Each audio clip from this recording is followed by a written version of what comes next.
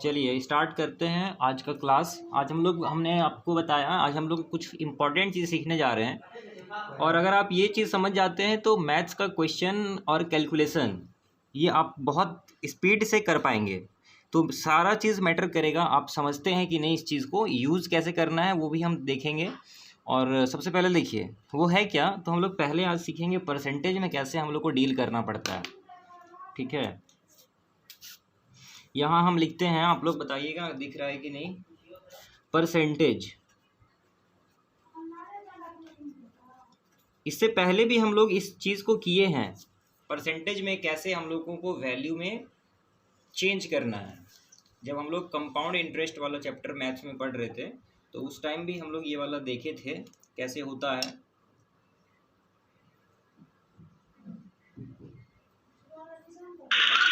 Sir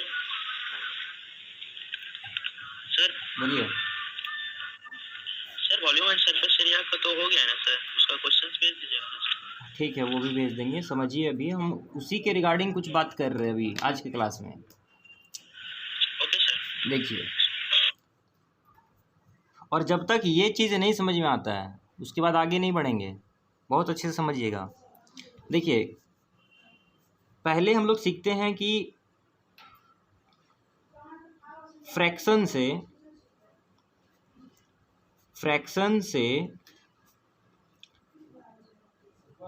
percentage में कैसे जाएंगे। ये पहला आज हमारा टॉपिक ऑफ डिस्कशन रहने वाला है कि फ्रैक्शन से हम लोग परसेंटेज में कैसे मूव करेंगे और परसेंटेज से फ्रैक्शन में कैसे मूव करेंगे। और तीसरा जो हमारा आज का टॉपिक ऑफ डिस्कशन रहने वाला है उसमें हम लोग देखेंगे रिलेशन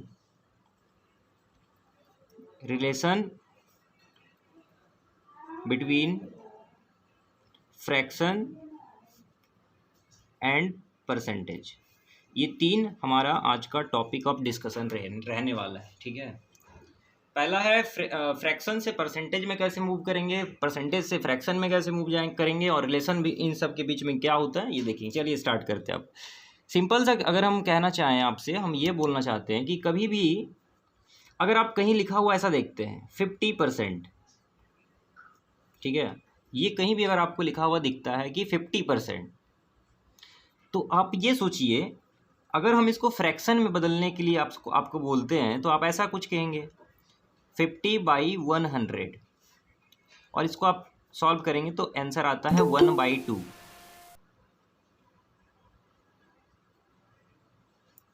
तो इस चीज़ को हम ऐसे एक्सप्रेस किए तो 50% कहने का मतलब है 1/2। ये दोनों एक बात है। चलिए ठीक है, उसी प्रकार से अगर हम कहते हैं आपसे 20%, तो 20% को फ्रैक्शन में हम लोग लिखेंगे कुछ ऐसे 20/100। कहाँ से ये 100 आ रहा है, तो परसेंटेज में यहाँ पे ये वैल्यू लिखा है, इसलिए परसेंटेज का मतलब होता है कि कोई भी चीज़ 100 में कितना, ठीक है, 100 में कितना, उस चीज़ को हम लोग बोलते हैं परसेंटेज। तो 100 में 20, यहाँ पे देख सकते हैं 100 में 20 कितना, तो आप बोलिएगा 1/5, मतलब कि 100 में 20 उतना ही होता है जितना कि 5 में 1 होता है। ठीक है, 100 में 20 उतना ही होता है जितना कि 5 में 1 होता है। हम बोले 80%, हम यहाँ लिखें 80%। ठीक है, तो फ्रैक्शन में कैसे बदलेंगे, लिखेंगे 80/100 और इसको यहाँ से हम और सॉल्व कर लेंगे तो क्या आएगा 4/5। 20 चौका 80 और 20 पंचे 100 होता है। तो आपने देखा कि 100 में 80 उतना ही होता है जितना कि 5 में 4 होता है। ठीक है, उसी प्रकार से अगर हम ले लेते हैं कुछ और वैल्यू, मान लीजिए ले लेते हैं, यहाँ हम ले लेते हैं 10%। तो 10% का मतलब क्या हुआ कि 10/100, इसको सॉल्व करेंगे तो आंसर आएगा 1/10। मतलब 100 में 10 उतना ही होता है जितना 10 में 1 होता है। तो हम 10% को ऐसे लिख सकते हैं 1/10। कैसे ये हुआ हम यहाँ पे दिखा चुके हैं आपको कि ये 10% इज इक्वल टू 1/10। ठीक है, इसका सेंस क्या आ रहा है कि 100 में कहीं पे लिखा हुआ है 10%, तो 10% का मतलब है कि 100 में 10, तो 10 में कितना, तो 10 में 1, वो रिलेशन है ये चीज़। तो ये है हमारा किसी भी परसेंटेज को हम लोग फ्रैक्शन में कैसे बदलेंगे, ये हमारा हमने जो है अभी 2 नंबर का पॉइंट ऑफ डिस्कशन डिस्कस किया अभी आपके साथ कि परसेंटेज से फ्रैक्शन में कभी भी हम लोग कैसे बदल सकते हैं। ठीक है, जैसे कि मान लीजिए कुछ और ले लेते हैं, जैसे लिखा है 30%, तो 30% को हम फ्रैक्शन में जब बदलेंगे तो हम लिखेंगे 30/100, या फिर इसको हम लिख सकते हैं 3/10, मतलब 100 में 30 उतना ही होता है जितना कि 10 में 3 होता है, तो 30% को हम लोग लिख सकते हैं 3/10। समझ में आ रहा है?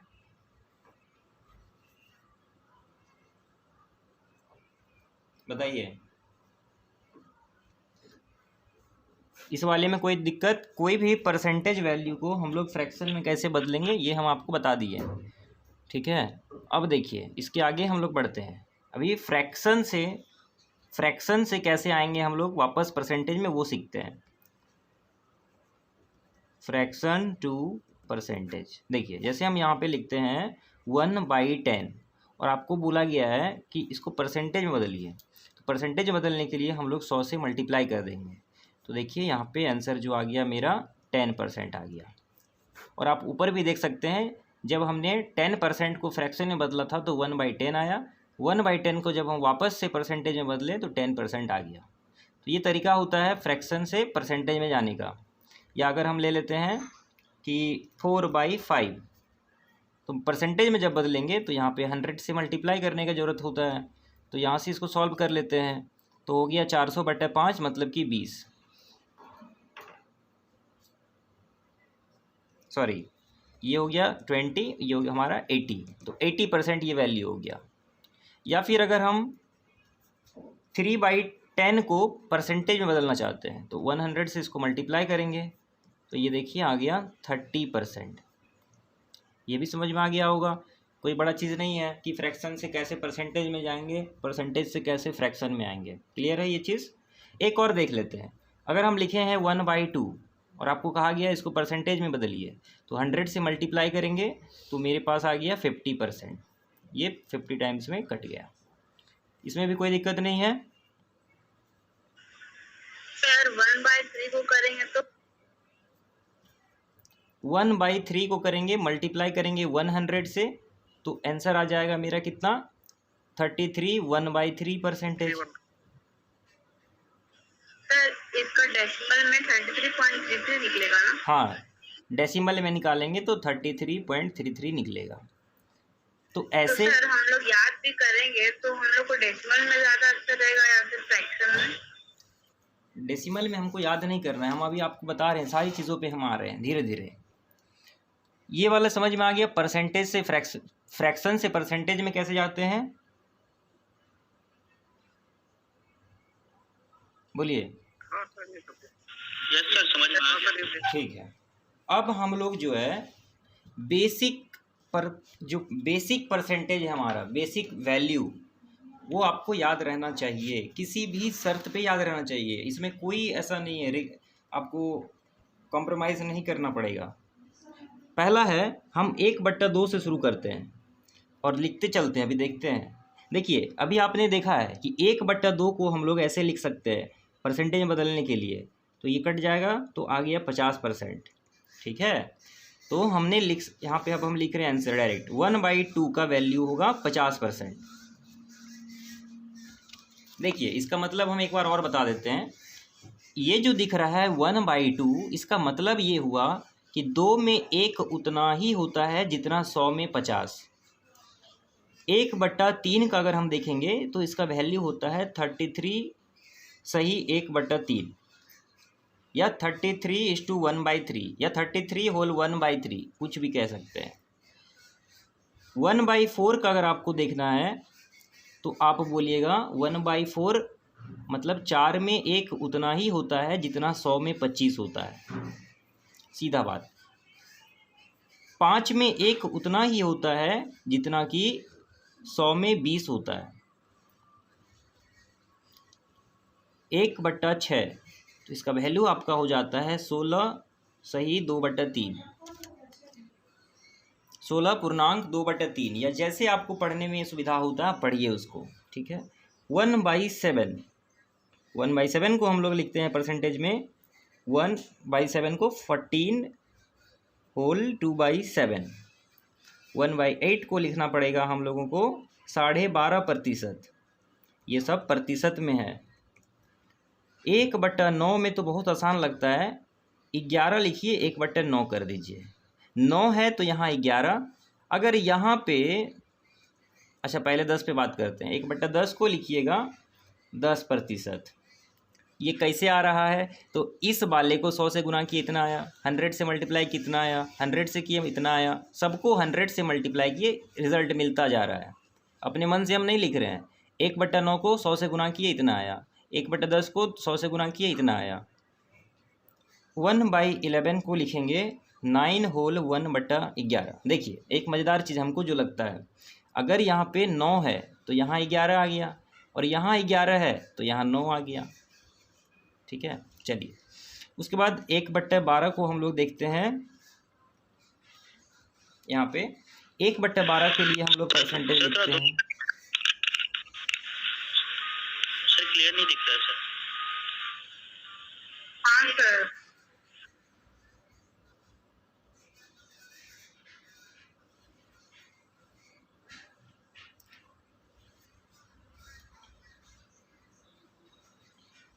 एक 1/13 को हम लोग लिखेंगे 7 होल 9/13%।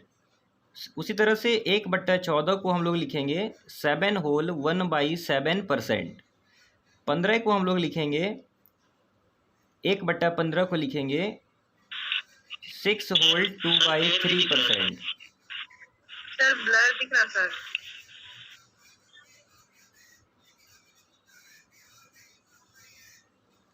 थोड़ा सा वेट करिए, ठीक हो जाएगा, नेटवर्क की वजह से ऐसा हो रहा होगा।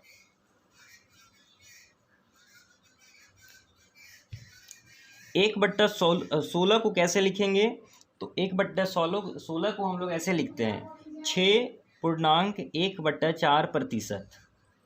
1/20 को कैसे लिखेंगे, तो 1/20 को हम लोग लिखते हैं 5%। उसी तरह से अब हम ऊपर से यहाँ से स्टार्ट करते हैं क्योंकि नीचे स्पेस नहीं है। अब देखिए 1/24 को कैसे लिखेंगे, तो 4.1/6% लिखते हैं इसको, ठीक। 1/30, 1/30 को कैसे लिखेंगे, तो 1/30 को लिखने का तरीका होता है 3 होल 1/3%। 1/40 को कितना लिखेंगे, तो 1/40 को लिखते हैं 2.5%, ठीक है। 1/40 को लिखते हैं 2.5%, 2.1/2%। 1/50 को कैसे लिखेंगे, तो 1/50 को लिखेंगे 2%। बस अगर आपको इतना बेसिक वैल्यू अगर पता है तो आपका काम समझिए बन गया। उसके बाद जो है कि कोई भी प्रतिशत हो आप उसको खुद से निकाल सकते हैं। इतना हमको हर बार क्वेश्चन में कॉमनली दिखता है और यूज़ होता है। और इसके अलावे भी ये कुछ प्रतिशत ऐसा है जो अभी हम लोग इसको अभी खुद से निकालेंगे। तो एक बार आप लोग को फिर से हम बोल देते हैं ताकि आप लोग फेमिलियर हो जाएं। अब ये याद होगा, कैसे याद होगा, तो क्वेश्चन बनाते बनाते आप इसको बार बार जब देखेंगे, जब क्वेश्चन बार बार देखेंगे आपके पास ये डेटा आएगा, आपको ये माइंड में सेट होता चला जाएगा कि कब कौन सा वैल्यू होगा। या आप अगर याद कर सकते हैं तो वो भी एक तरीका है, और अगर याद नहीं करना चाहते हैं तो क्वेश्चन प्रैक्टिस करिए, दो ही तरीका है। तो 1/2 को हम लोग लिखते हैं 50%। 1/3 का वैल्यू है 33.1/3%। 1/4 का मतलब 25%। 1/5 का वैल्यू होता है 20%। 1/6 का वैल्यू होता है 16.2/3%। 1/7 का मतलब हुआ 14.2/7%। 1/8 को हम लोग लिखते हैं 12.5%। 1/9 को लिखते हैं 11.1/9%। 1/10 को लिखते हैं 10%। 1/11 को लिखेंगे 9.1/11। 1/12 को लिखेंगे 8.1/3%। 1/12 को लिखेंगे 8.1/3%, 1/13 को लिखेंगे 7.9/13%, 1/14 को लिखेंगे 7 होल 1/7%, 1/15 को लिखेंगे 6 होल 2/3%, 1/16 को लिखेंगे 6 होल 1/4%, 1/20 को लिखेंगे 5%। उसके बाद 1/24 को लिखेंगे 4 होल 1/6%, या 1/30 को लिखेंगे 3:1/3%, 1/40 को लिखेंगे 2 होल 1/2%, 1/50 को लिखेंगे 2%। ठीक है, ये आपका कहलाता है बेस वैल्यू, ये कहलाता है बेस वैल्यू, ये बेस वैल्यू है। अब अगर हम आपको क्वेश्चन देना स्टार्ट करें तो आप देखिए कैसे खुद से निकाल सकते हैं। देखिए खुद से आप निकालेंगे। हम आपको प्रैक्टिस बहुत ज़्यादा करवाएंगे, क्योंकि प्रैक्टिस के बिना आपको ये नहीं आने वाला है। यहाँ देखिए, अगर हम आपको बोल दिए कहीं ऐसा कि 2/5 का प्रतिशत में बोलिए कितना आंसर होगा, 2/5 का क्योंकि ऐसा बोलने का मेरा कारण ये है कि कई बार क्वेश्चन को देखकर आप आंसर बोल सकते हैं। अगर ये सिस्टम आपको पता है तो ऑप्शन देखकर आप बोल सकते हैं कि सही है मेरा जवाब कौन सा, A, B, C या D। तो 2/5 को हमने कहा कि आप बताओ कितना होगा प्रतिशत में। तो सोचना ये है, मेरा बात सुनिए, सोचना ये है कि 2/5 का मतलब ये हुआ ना 1/5 गुना में 2, यही हुआ। तो 1/5 तो मेरा बेस वैल्यू है, तो हम आपको यहाँ लिखाए हैं कि 1/5 का वैल्यू होता है 20। तो इसका मतलब हो गया 20, और 20 को जब 2 से गुना करेंगे तो आ गया 40। तो 2/5 का जो मेरा आंसर आएगा वो 40 हो गया। सिमिलरली सर मतलब बेस वैल्यू सारा याद करना पड़ेगा सर? बिल्कुल याद करना पड़ेगा, या आप प्रैक्टिस करेंगे तो ऑटोमेटिकली हो जाएगा। हम बोले 3/5 को बताओ परसेंटेज में कैसे लिखेंगे, तो हम सोचेंगे 3/5 का मतलब क्या, 1/5 और उसको गुना करेंगे 3 से, मतलब 1/5 गुना 3। 1/5 का मतलब हुआ कितना 20, और 20 को जब 3 से गुना करेंगे तो आएगा 60, तो 60%। 3/5 का आंसर 60% हो गया। अगर हम आपको बोल दें कि 4/5 का वैल्यू परसेंटेज में बताओ, तो बोलेंगे 4/5 का यही मतलब हुआ ना कि 1/5 और 4 से मल्टीप्लाई किया गया है। 1/5 का मतलब होता है 20%, और 20 को जब 40 से गुना करते हैं तो आता है 80%। तो 4/5 का देखिए, बहुत अच्छा चीज़ आप सीख रहे हैं, थोड़ा दिमाग लगाइए, थोड़ा प्रयास करिए इसको समझने का। हो क्या रहा है, कोई आपसे ये बोला कि मेरे को 500 मार्क्स में 400 मार्क्स आया। सिंपली हम एक बात करते हैं, एक जनरल सा बात करते हैं। कोई बोला कि 500 का एग्ज़ाम हुआ, उसमें मेरे को 400 प्राप्त हुआ। तो देखिए 400 में भी 2 जीरो आता है और 500 में भी 2 जीरो आता है, दोनों को हटा दीजिए, आपको वैल्यू में नहीं लेना है। 4/5 सीधा लीजिए, और अपना यहाँ पे जो यूज़ किए हमने, जो चीज़ों को हम लोग डिस्कस कर रहे हैं उसका यूज थोड़ा सा एप्लीकेशन करिए। तो 4/5 मतलब क्या, 1/5 गुना 4। 1/5 का मतलब होता है 20, और 20 को 4 से गुना किए तो 80%। उसका रिजल्ट कितना आया 80%। ये सारा कैलकुलेशन आपका माइंड में होना चाहिए, ये कैलकुलेशन आपका माइंड में होना चाहिए। कोई बोल दिया कि भैया 500 में मुझको जो है 300 मार्क्स ऑब्टेन हुआ, तो हम सोचेंगे, अपनी उंगली में सोच रहे होंगे कि 0 2 ठो ऊपर ख़त्म नीचे ख़त्म, ठीक है, उसको लेना ही नहीं है। मतलब उसका कहने का ये है कि वो मेरे को बोल रहा है कि 5 में उसको 3 मिला है।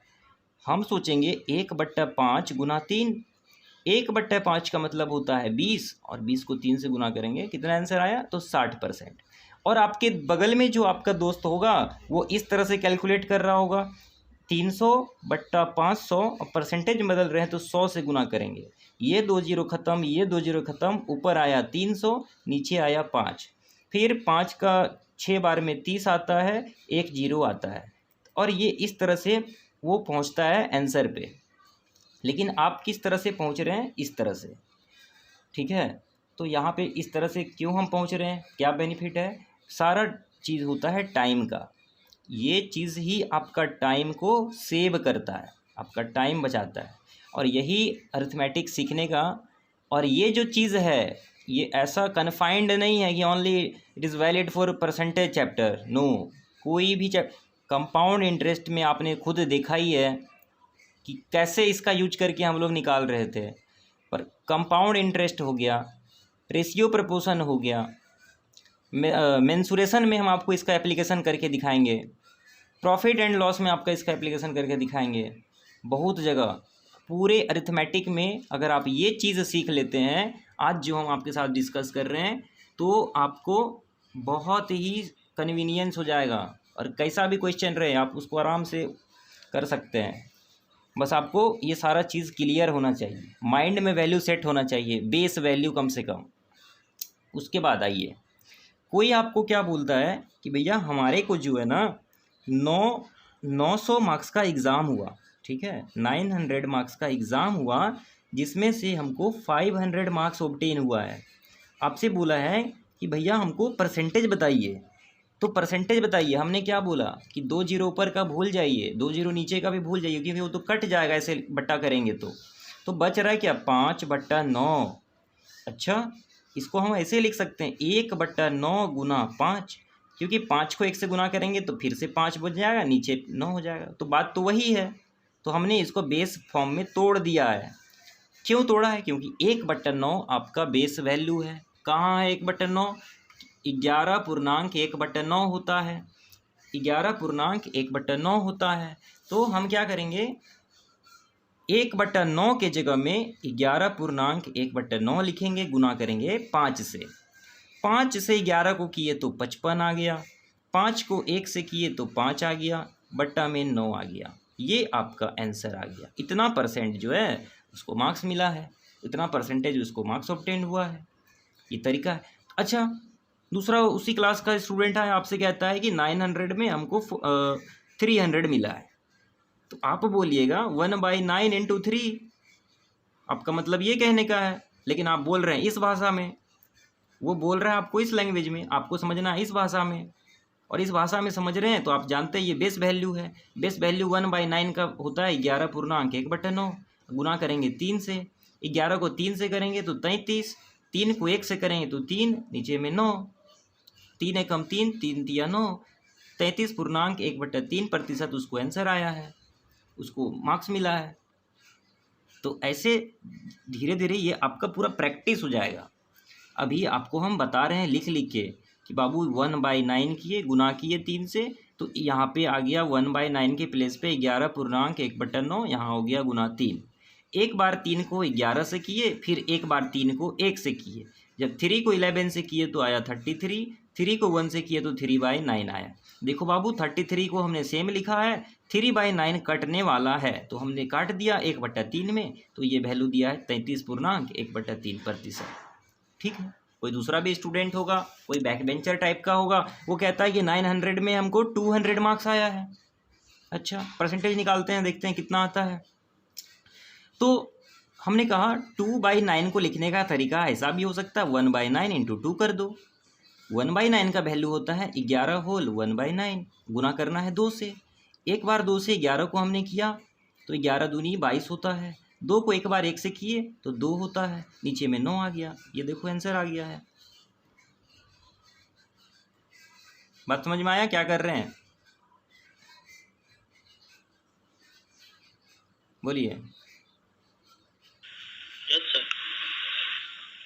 हाँ, समझ में नहीं आएगा तो मुश्किल है, समझने का कोशिश करिए। कोई बोलता है, कोई आपसे ऐसा बोलता है लिया लिख देता है कि आप ये बताओ इसका वैल्यू क्या होगा, परसेंटेज में क्या होगा। तो दो तरह से आप इसको सोच सकते हैं। पहला तरीका हम आपसे सोचने का मेथड बताते हैं। आप इसको ऐसे बोल सकते हैं 1/6 गुना 3, गुना करेंगे तो 3/6 आएगा। 1/6 आपका बेस वैल्यू है, तो देखिए 1/6 यहीं पे दिख रहा है, 16.2/3 होता है। तो इसके जगह पे हम लोग लिख देंगे 16.2/3 गुना में 3 है। अब ये देखिए, अभी हम आपको बोलते हैं, हम आपसे पूछते हैं क्या आपको जोड़, घटाओ, गुना और भाग आता है? हम पूछ रहे हैं आपसे। क्या ये चीज़ आता है आपको? ये ऑपरेशन करने आता है? एडिशन आता है आपको? Yes sir. एडिशन आता है? श्योर है? Sir yes sir. ठीक है, आप इसको एडिशन करके हमको बताइए तो। 1 + 2 1/3, इसको एडिशन करिए, कितना आता है?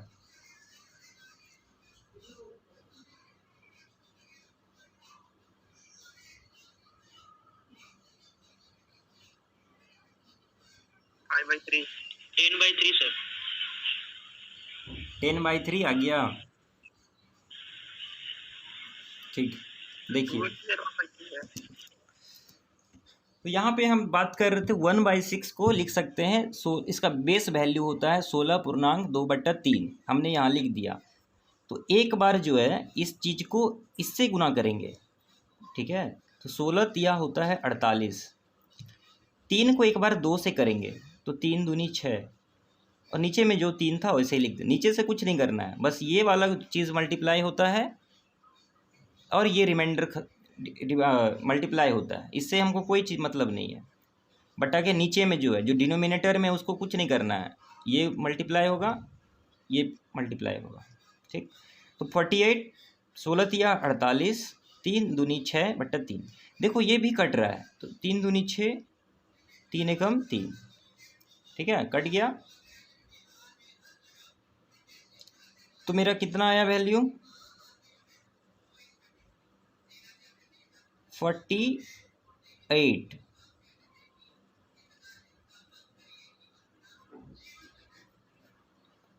इतना वैल्यू आया। अच्छा, तो देखो यहाँ पे एक चीज़ हम ऐसा भी सोच सकते हैं, 2 जो है वो क्या चीज़ का आंसर होता है? ये जो 2 यहाँ पे आया है वो क्या चीज़ का आंसर होता है? कौन सा बेस वैल्यू का आंसर होता है 2?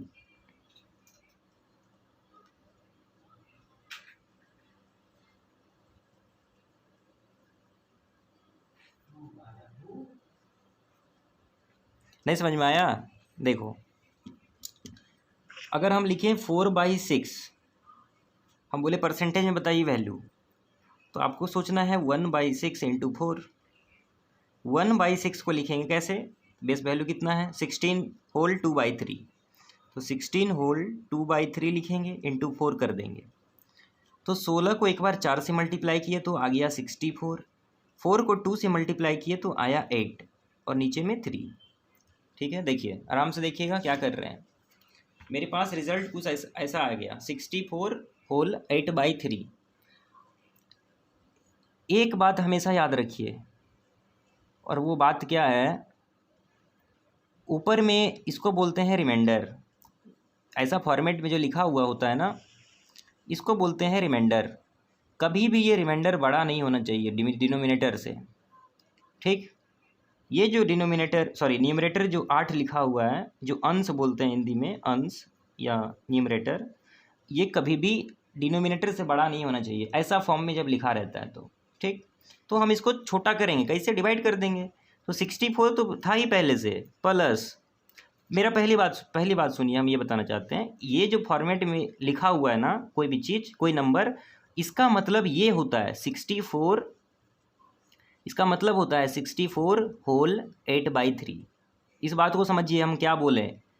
ऐसा अगर लिखा रहता है ना कहीं भी, तो उसको हम लोग ऐसे लिख सकते हैं, यही मतलब होता है इस चीज़ का। ये वही हम आपको यहाँ पे पूछे, आपको एडिशन आता है कि नहीं, ठीक है। तो यहाँ पे देखिए, इस चीज़ को ऐसे लिखा जा सकता है, इस चीज़ को ऐसे लिखा जा सकता है, या इस चीज़ को ऐसे लिखा जा सकता है, बात एक ही है। तो मेरा कहने का ये मतलब है, इसको ऐसे लिख दो, प्लस 3 को 8 से डिवाइड कर दिए, 3 से 8 को डिवाइड कर दिए, तो 3 दूनी 6, बच गया 2/3। अरे 3 को 2 बार में 6 आता है, 2 लिख दिए, ये कोसेंट है, बच रहा है रिमाइंडर 2, जिससे डिवाइड कर रहे हैं, डिविजर जो है 3 ही है। तो देखो ये और ये ऐड हो गया, तो 66 होल 2/3 मेरा आंसर हो गया, ठीक है। और इसका एक मज़ेदार चीज़ हम तुम यहाँ पे बताना चाहते हैं। यहाँ देखो ज़रा सा, थोड़ा सा समझना है, बस कुछ नहीं करना है। बेस फार्मूला में हमने लिखा था 1/3 को 33 होल 1/3, यहाँ लिखते हैं। हमने आपको बताया थोड़ा देर पहले कि 1/3 को हम लोग लिखते हैं 33 होल 1/3%।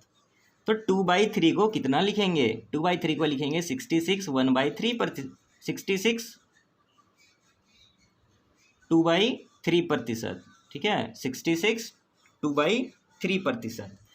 1/3 को इतना लिखेंगे और 2/3 को 2 से गुना कर दिए, इसको 2 से गुना किए 66, इसको 2 से गुना किए तो 2/3। देखो हमारा जो आंसर आया था वो भी कुछ ऐसा ही आया, 66 होल 2/3। और क्वेश्चन क्या था, हम लिए थे 4/6। आ जाओ यहाँ पर, 4/6 का मतलब क्या होता है? 2 दूनी 4, 2 तिया 6, 2/3। और यहाँ भी हम क्या बोले, 2/3। दिख रहा है, हम रिलेशन कुछ पता चल रहा है हम क्या बोल रहे हैं?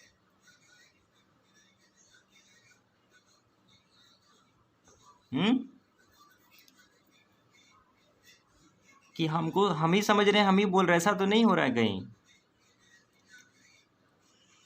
नो सर, आज हो रहा है। हाँ, ऐसे होने से बोल दीजिएगा, नहीं तो हमको पता चला कि हम बोले और हम ही समझे। दूसरा वैल्यू लेते हैं। हमने आपको बोला एक फेमस वैल्यू, और इसको हम चाहते हैं कि आप याद रखना। अभी प्रूफ करते हैं, निकालते हैं वैल्यू, उसके बाद याद रख लेना। 4/7, ठीक है, बहुत आता है इस टाइप का। 4/7 जो होता है ना, इसको क्या बोलें? बेस फॉर्म में सोचो, बेस फॉर्म में 4/7 मतलब 1/7 गुना 4। अब हमको ऐसे नॉर्मल कैलकुलेशन से नहीं चलने वाला है काम, अब हम थोड़ा एडवांस काम कर रहे हैं, ताकि मेरे बगल में जो एग्ज़ाम में बैठा है या जो मेरे साथ में मेरा जो कॉम्पिटिटर होगा वो किस ऐसे कर रहा होगा। 4/7 गुना 100, उसका आंसर आएगा 400/7। फिर वो सोचेगा किससे डिवाइड करें, अच्छा 7×5 35 होता है। फिर उस तरह से वो धीरे धीरे कैलकुलेशन करेगा, और इसी में उसका लग गया 30 से 40 सेकेंड, कभी कभी 1 मिनट भी लग सकता है। थोड़ा टफ आ गया कैलकुलेशन तो, लेकिन आप उस समय में 5 सेकंड में सॉल्व कर रहे होंगे, या उससे भी कम लग रहा होगा, आंसर भी सही आ रहा होगा। तो देखिए 4/7 को सोचेंगे 1/7 इंटू 4। 4 को 1 से करेंगे तो वापस 4 बन जाएगा, नीचे में 7 बन जाएगा। बात एक ही है, बदलाव नहीं किए हैं, हम सोचे हैं, अप्रोच बदले हैं। तो 1/7 मेरा बेस वैल्यू होता है। 1/7 1/7 को यहाँ हमने लिखा 14 होल 2/7, देख लो 14 होल 2/7 लिखा हमने, तो वही हम लोग यहाँ पे यूज करेंगे। तो 1/7 को हमने लिखा 14 होल 2/7 गुना 4। तो इसको मल्टीप्लाई किए, 14 4 जा 56, यहाँ लिखते हैं 14 4 जा कितना होता है, 14 चौका 56, और 4 को 2 से करेंगे तो 8/7। अच्छा, अभी हम आपको बोले हैं कि रिमाइंडर कभी भी बड़ा नहीं होना चाहिए। जो मेरा डिनोमिनेटर है वो 7 है, रिमाइंडर 8 है। नहीं मानेंगे, हम बोलेंगे गलत है, इसको और करो, अच्छा से सॉल्व करो। मैथ में ये एक्सेप्ट नहीं करता है नियम, ठीक है। और क्या कर सकते हैं, देखो 56 प्लस 8/7 लिख सकते हैं, क्योंकि इसका मतलब ये होता है, हम बोले अभी तुरंत। तो 56 प्लस 8, 7 से 8 को डिवाइड किए तो 1 आया, 1/7 गुना किए, 7 × 7 = 8, 8/7, वही बात है, चेंज कुछ नहीं हो रहा है, बस लिखने का तरीका बदला है। 8/7 मतलब इतना, समझिएगा आराम से। ये और ये जुट गया, 56 और 1 जुट गया, तो 57 और 1/7 वैसे ही आ गया। ये आंसर, ये फेमस है, ये भी आपको याद रखना है। तो आप इसको भी बेस वैल्यू की जगह पे लिख लीजिए, ये भी आपको याद हो जाए तो बहुत अच्छा रहेगा। कितना बोले कि 4/7 को लिख सकते हैं 57 होल 1/7%। समझ में आया ये वाला हम क्या बोले हैं?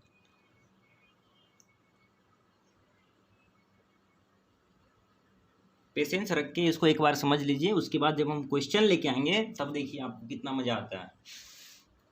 दूसरा वैल्यू लेते हैं। हमने ये कहा है कि ऐसा भी तो हो सकता है, फ्रैक्शन ऐसा भी हो सकता है, फ्रैक्शन तो इम्प्रॉपर भी हो सकता है, प्रॉपर भी हो सकता है। तो ये तो इम्प्रॉपर फ्रैक्शन है, कैसे करेंगे परसेंटेज में चेंज?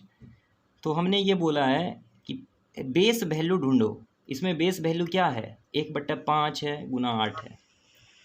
1/5 का मतलब ही होता है 20, 5 में 1 मतलब 100 में 20, 5 में 1 का मतलब ही होता है 100 में 20। तो 1/5 को हम लोग लिख सकते हैं कितना, 20, सॉरी 1/5 को हम लोग लिखेंगे कितना, 20 गुना करेंगे 8 से, तो 20 8 कितना होता है 160, 160% आंसर आ गया। 1/5 को हम लोग लिखेंगे 20 और 20 को गुना किया 8 से तो आ गया 160%। ठीक है।